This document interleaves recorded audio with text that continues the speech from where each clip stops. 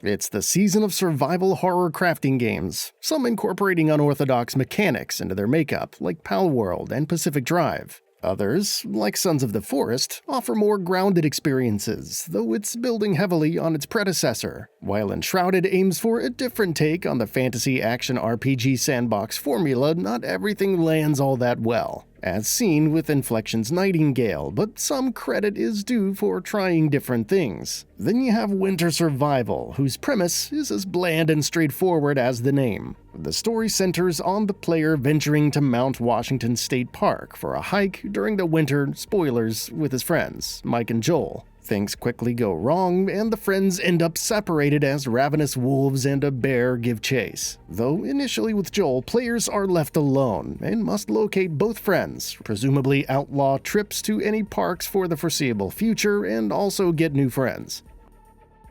Unlike many survival crafting games, Winter Survival has a voiced protagonist. It may not seem like a big deal, but it quickly disrupts any tension or immersion. It's hard to feel any dread from wolves when the main character shouts "run" to no one in particular on seeing them. Similarly, managing your hunger, thirst, and rest levels can be annoying, as your character will say out loud, "I should eat something," "I'm starving," "I'm thirsty," or "I set up half a bonfire, and now I'm tired and need to go home for a nap. I know I opted for Survivalist, which promised a more brutal survival experience, but I could do without reminders to stuff my face, in-game of course. It's a shame because the voice acting is pretty decent. The only other mechanic is Stench, where you need to remove your clothes and bathe, lest your health starts dropping. Relatable, though my periphery vision clouding up with the stench feels a little too overdone. Whether I prefer that over a whiny reminder is honestly not a question I thought would ever crop up when fighting for my life.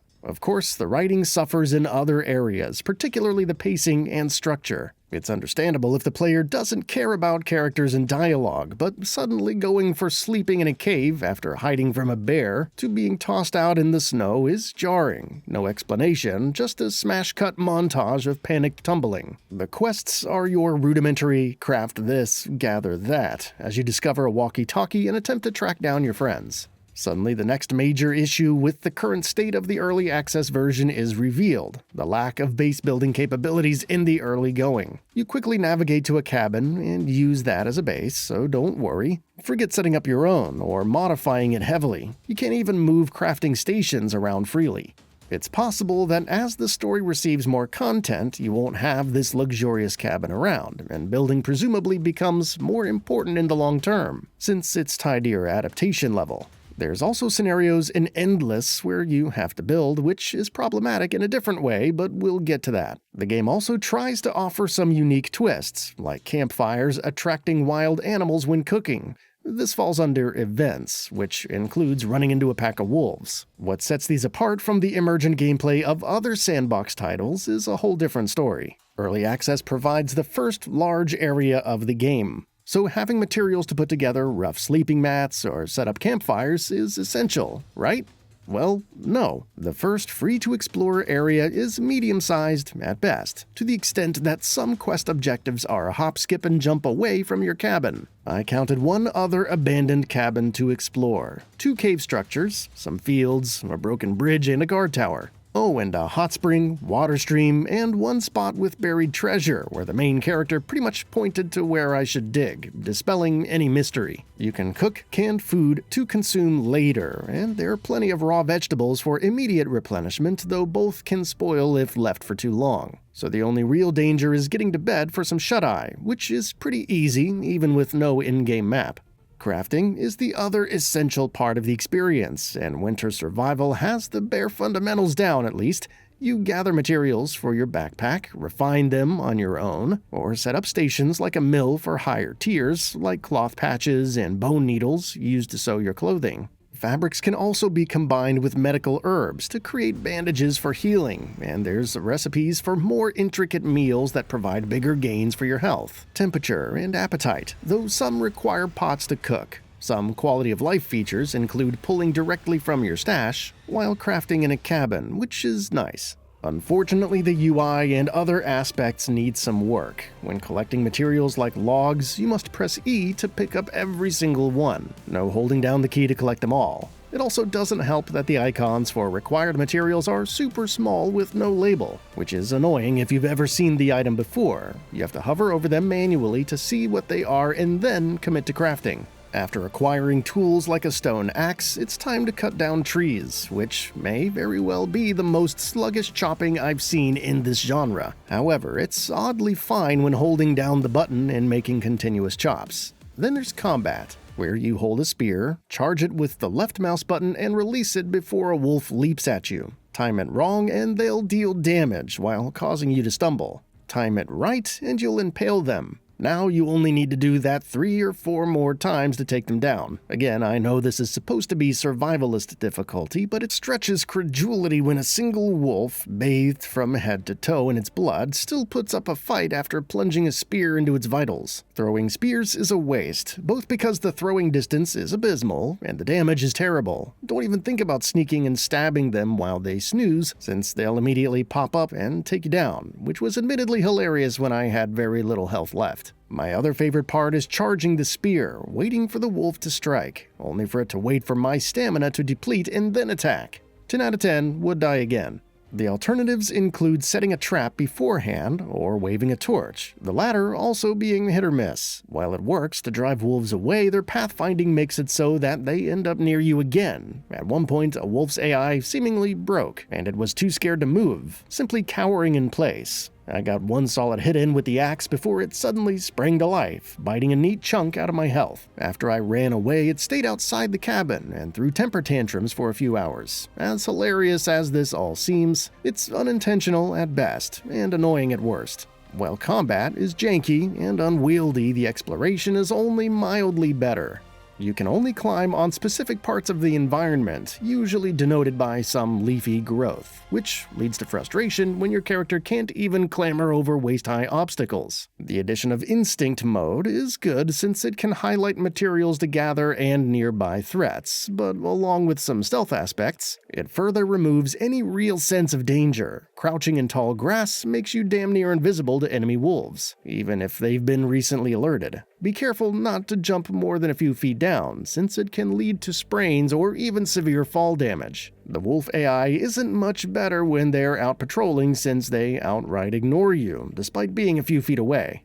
Why are singular wolves even patrolling anyway? That too in a defined path. Despite some nice weather effects, the world's ecosystem feels so fake. Wolves aren't hunting deer or rabbits for food. In fact, they go about their business and only really react to you. That too only if you're close enough. Perhaps the only noteworthy mechanic that sets winter survival apart is the sanity system. As you accrue trauma, whether it's through encounters with wolves, the extreme cold, or staying cooped up in your cabin, various permanent debuffs can occur, including hallucinations. You could hallucinate less threatening animals like deer when hunting, which disappear when attempting to interact with them. However, you can choose the trauma and potentially work around its effects.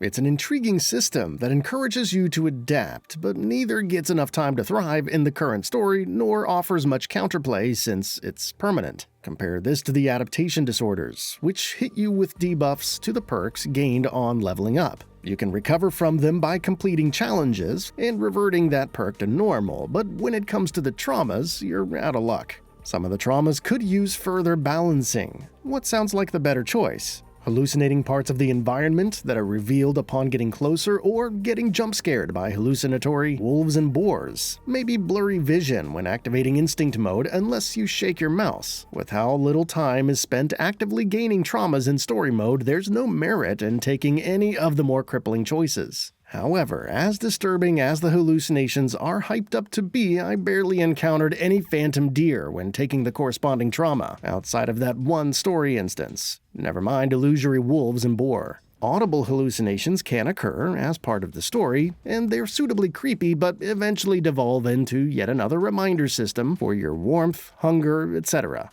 Once you complete the story quests, a bear attacks the guard tower you're in, and before you can ponder the next jump cut, it's "thanks for coming, exit through the gift shop."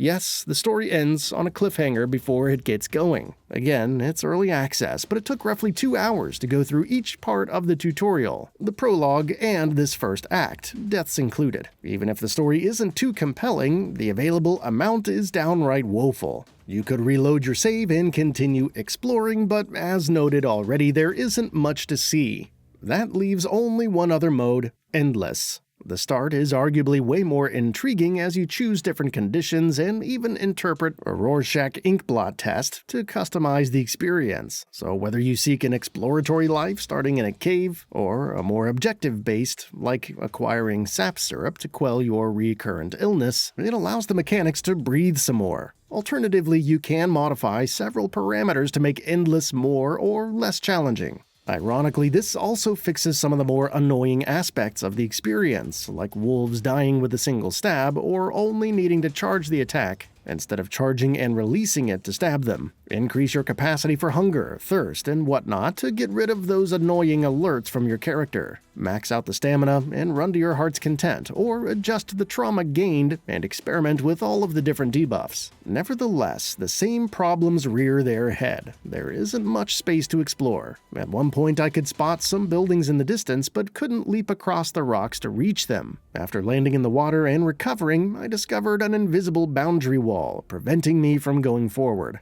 Couple this with the lackluster content in the sandbox, and it starts to feel dull after a point, even after fiddling with all of the different options.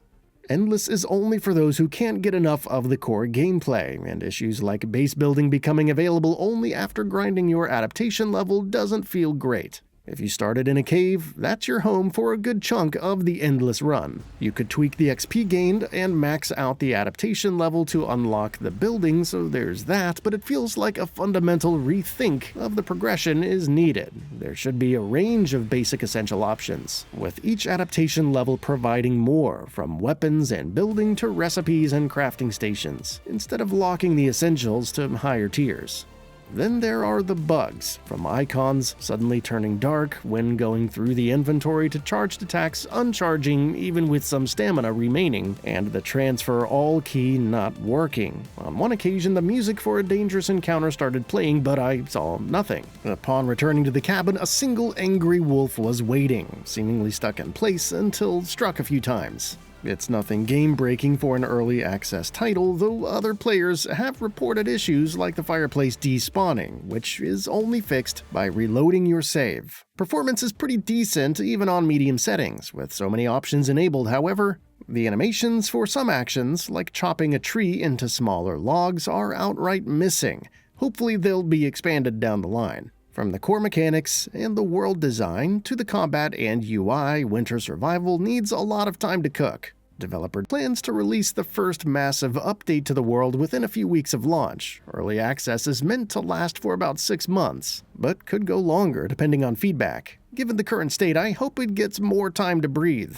The characters may be milquetoast, but there is some potential for this kind of setup, and I'm interested to see if the protagonist's slow descent into madness has a deeper meaning. Endless mode can provide a bit more value for the current package, but as it stands, Winter Survival doesn't offer enough to stick out in a crowded market, much less compete with some of the genre's greats. If you're keen on a survival game with a wintry twist, pick up Sons of the Forest and wait for it to snow. As intriguing as it first appears, this is one winter excursion that you're better off skipping. That's all for now. If you enjoy what you saw, please hit the like button. And if you're new to the channel, now is a great time to subscribe. We upload brand new videos every single day. After subscribing, don't forget to enable all notifications by clicking the bell icon. Thanks for watching this video, and we'll see you next time, right here on GamingBolt.